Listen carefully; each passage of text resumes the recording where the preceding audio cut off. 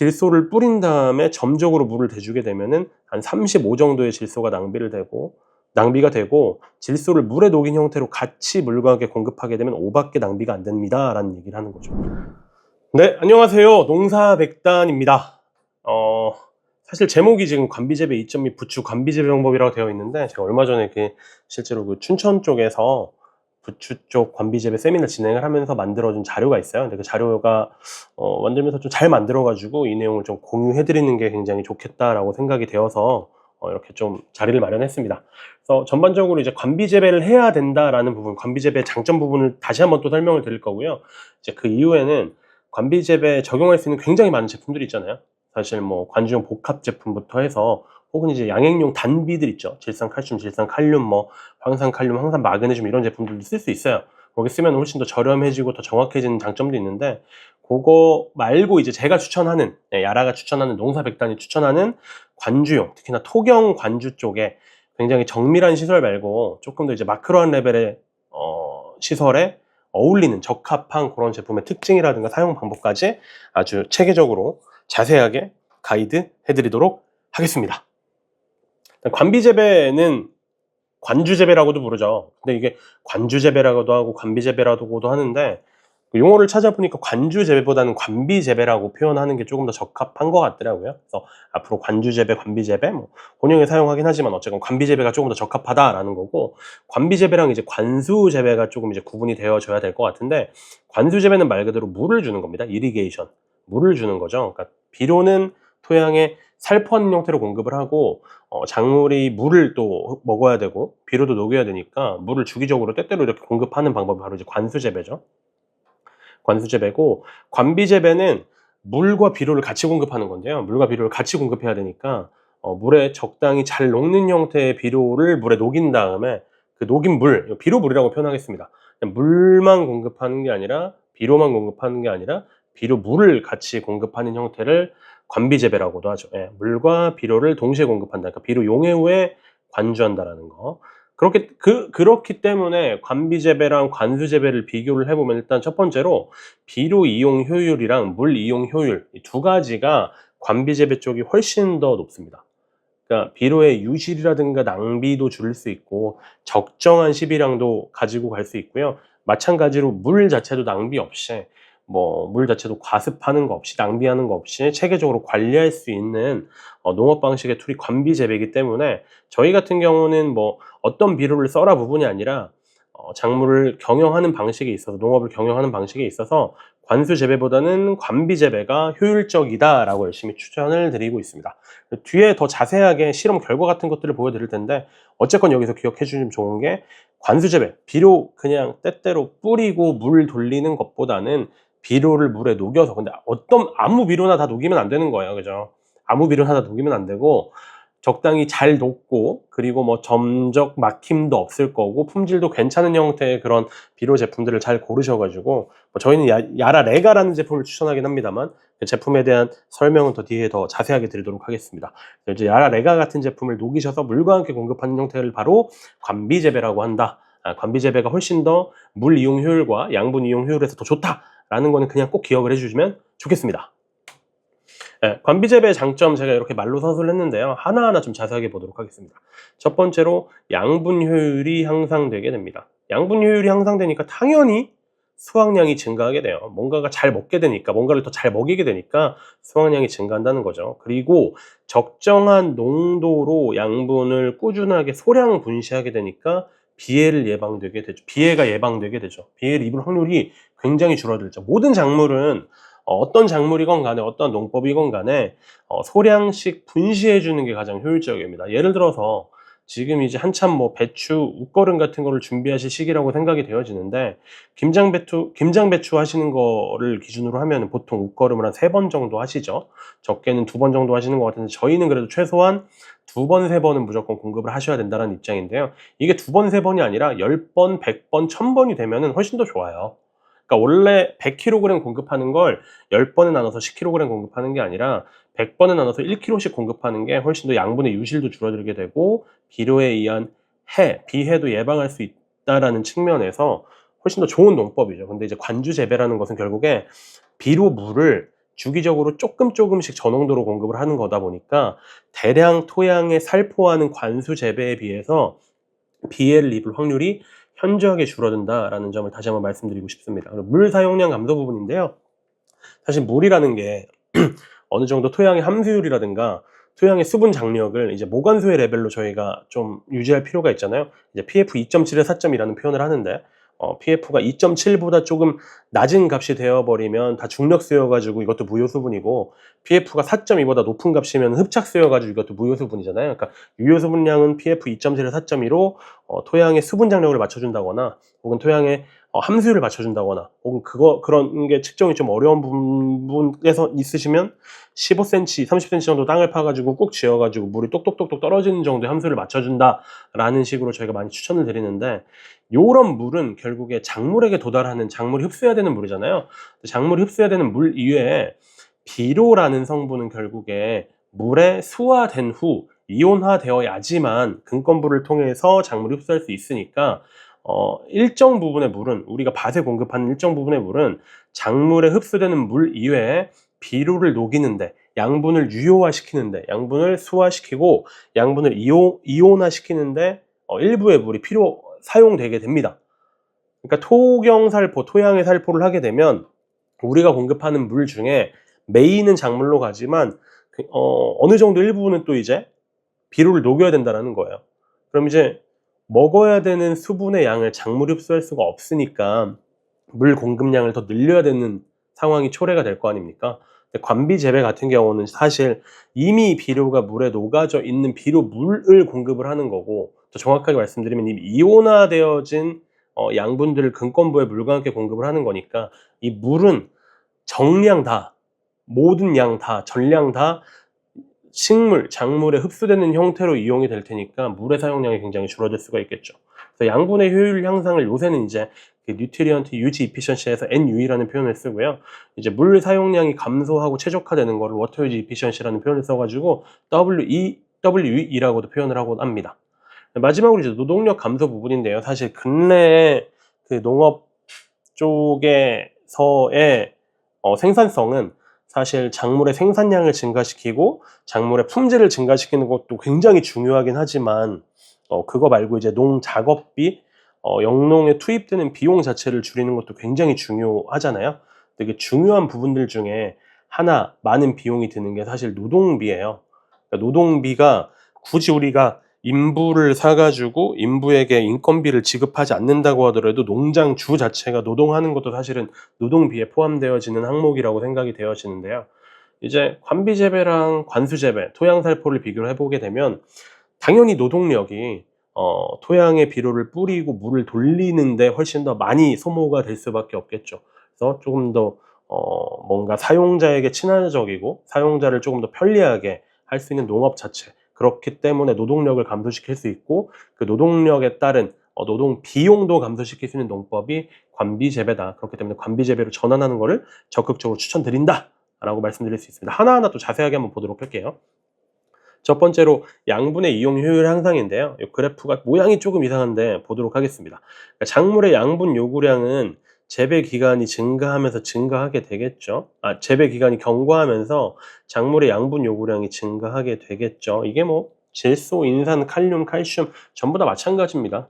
작물들이 작기가 진행되면서 커지게 되면은 당연히 양분도 커진 만큼 더 많이 먹고 싶어 하니까 양분 요구량은 계속 증가를 하게 돼요. 근데 우리가 이제 토양의 비료를 살포하게 되는 경우는 그 횟수의 제한이 있잖아요. 아무리 소량 분시가 좋다라고는 하지만 요거를 아까 말씀드렸던 것처럼 배추 키우는데 웃거름 3번 정도, 많이 하면 6번 정도 하는 거지 뭐 10번, 50번 할 수는 없지 않습니까? 제한적으로 한 번에 많이 줄 수밖에 없다라는 거예요. 웃거름 1번, 웃거름 2번 이런 식으로 토양에 살포할 수밖에 없다라는 이야기죠. 이렇게 1번, 2번 살포하게 되면 사실 작물의 양분 요구량 그래프랑도 맞지가 않고요. 매치가 안 되고요. 그리고 매치가 안 되니까 초기에는 조금만 먹어야 되는데 다량의 양분이 들어갔으니까 조금만 이용할 수 있고 나머지 들어갈 수 없는 형태의 양분은 비해를 입힌다거나 혹은 비해까지는 안 가더라도 유실이 돼가지고 비료 성분이 낭비가 된다거나 하는 그런 포인트들이 온다라는 거죠. 반면에 이제 관주 재배 같은 경우는 아주 소량씩 여러 번 넣어줄 수 있지 않습니까? 지금은 이제 그 막대 그래프를 토양 살포는 2번 정도, 관주는 하나, 둘, 셋, 넷, 5번 정도 나눴는데, 사실 직접 관주 재배를 하게 되면 작물마다 작기마다 조금 다르긴 하지만 하루에도 여러 번 물을 넣어주는 경우가 있고, 이틀에 한 번, 3일에 한 번, 길게는 일주일에 한 번 넣어주다 보니까 이 네모칸이 훨씬 더 많아질 거예요. 지금은 5번이어가지고 그렇게 네모칸이 긴데, 5번이 아니라 뭐 50번이라고 하면 이 네모칸의 길이가 훨씬 더 짧아지겠죠. 그러니까 짧아지는 만큼 소량 분시가 가능한 거고, 조금 먹어야 될 때는 조금 주고 많이 먹어야 될 때는 많이 주면서 작물의 양분 요구도를 계속 매치시킬 수 있다는 거죠. 더 정확하게 말씀드리면, 작물의 양분 요구량의 누적 그래프가 이 정도라고 했을 때, 이게 100이라고 봤을 때, 토경 살포하는 경우는 처음에 60, 중간에 40 정도를 더해서 100을 맞춰주는데, 관주 재배는 5에다가 10을 더해서 15까지 올라가고, 15에다가 30을 더해서 45까지 올라가고, 이런 식으로 차곡차곡 더 여러 번에 걸쳐서 나누어 줄 수 있다는 이야기이기 때문에 양분 이용 효율이 훨씬 더 좋게 됩니다. 그리고 이 그래프는 더 직관적으로 보실 수 있을 것 같은데, 이 동그라미들이 양분이에요. 종류에 따라서 뭐 연두색은 질소일 수도 있고, 뭐 분홍색은 뭐 인산일 수도 있고, 파란색은 칼륨일 수도 있는데, 어쨌건 이런 것들은 양분이라고 봐주시면 될 것 같습니다. 양분이라고 봤을 때, 스프링쿨러로 물을 대주는 경우, 그리고 점적으로 물을 대주는 경우, 그러니까 비료를 뿌리고 스프링쿨러로 물을 대주는 경우, 비료를 뿌리고 이제 점적 테이프 이용해서 물을 대주는 경우, 양분의 이 분포도를 보시면은, 사실 스프링쿨러는 다량의 물이 한 번에 들어가기 때문에 여기 리칭이라고 적혀져 있죠. 용탈 현상이 좀 심합니다. 그러니까 양분이 낭비가 되는 거예요. 근데 비료를 뿌리고 점적으로 주게 되면 스프링쿨러로 물을 댔을 때보다는 조금씩 물이 들어가니까 용탈은 좀 적긴 하지만, 양분들이 흡수가 될 수 있는 이 심토 부분의 신근, 뿌리 끝 부분에는 양분의 분포가 굉장히 제한적이고, 오히려 지금 표토 부분에 모여있는, 로컬라이즈드라고 표현되어 있는 부분을 보실 수 있습니다. 하지만 관주 재배 같은 경우는 말씀드린 대로 표토에서도 흡수하고 중토에서도 흡수하고 심토에서도 양분 흡수할 수 있는데, 관주 재배를 하게 되면, 비료물을 주게 되면 훨씬 더 균일하게 분포하게 된다. 그러니까 양분의 흡수 효율이 훨씬 더 좋게 된다라는 거죠. 더 읽어보면, 소량의 물과 양분이 꾸준하게 공급되므로 유실이 상대적으로 적고, 작물이 항상 양분을 흡수하기 좋은 이런 유니폼한 토양 안에서, 근검부 주변에서 양분들이 균일하게 분포하는 형태를 가져가게 된다는 겁니다. 하지만 관수 재배하는 경우, 비료 뿌리고 물 대주는 경우에는 이거를 스프링클러를 돌리건 점적을 돌리건 점적으로 물을 주건, 이거는 비료 뿌리고 물 주는 거 말씀드리는 겁니다. 한계를 보인다라는 건데, 스프링클러 같은 경우는 물을 주면 양분이 물과 함께 뿌리로 공급되지만 양분 유실량이 많아진다, 낭비가 된다라는 거. 점적 관수 같은 경우는 결국에 비료가 그냥 표토에 머물고 물이 녹인 다음에 이온화된 물이 침투해야 되기 때문에 깊게 침투하지 못한다. 그러니까 토양 내 양분이 고르게 퍼지는데 한계가 있고 한 곳에 밀집되어져 있다. 여기서도 잘 흡수되고 여기서도 잘 흡수되고 여기서도 잘 흡수되면은 균일하게 분포되는 게 훨씬 더 흡수율이 좋겠죠. 이 부분 같은 경우는 좀 우리가 신경을 써야 될 것 같습니다.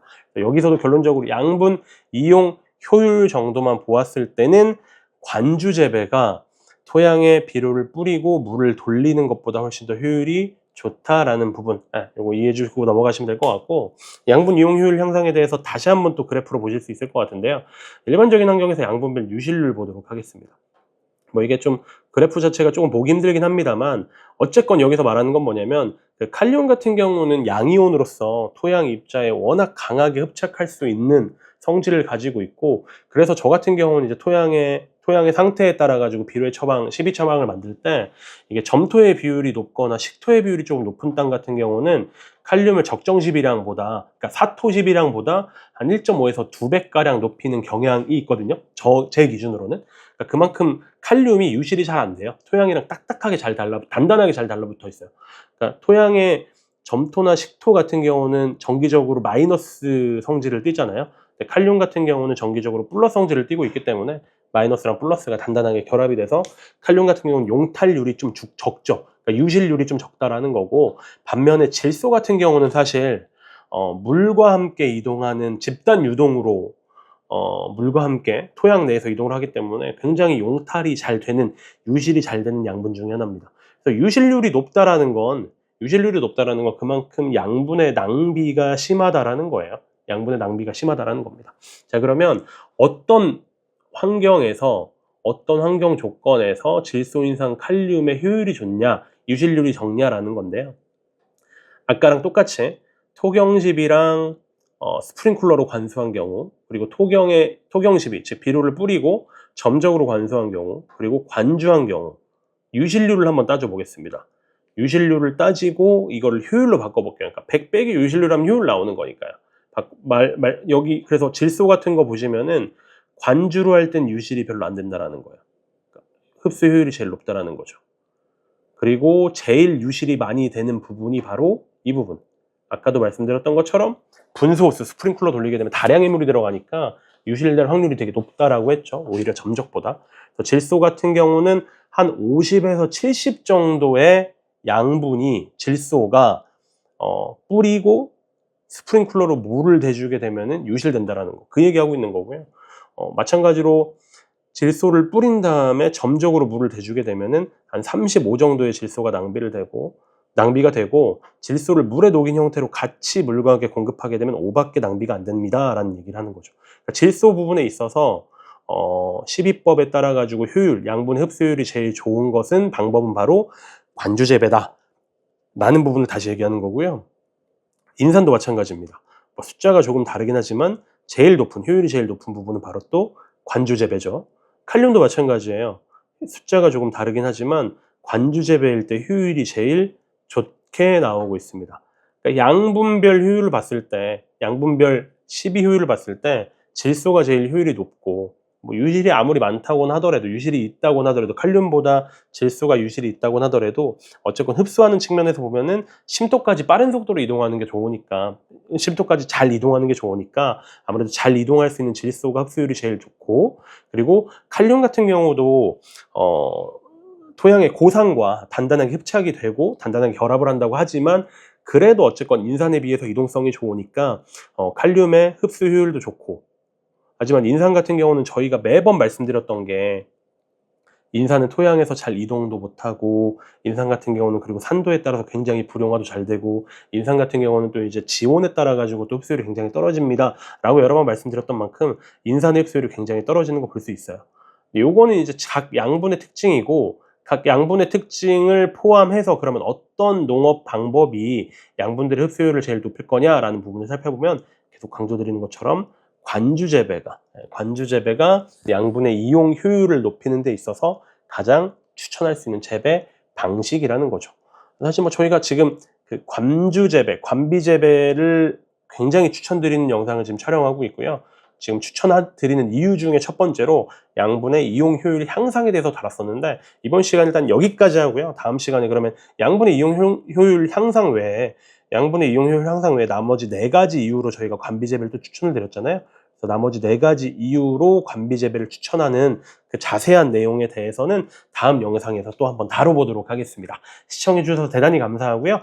다음 영상으로 또 다시 한번 찾아뵙도록 하겠습니다. 감사합니다.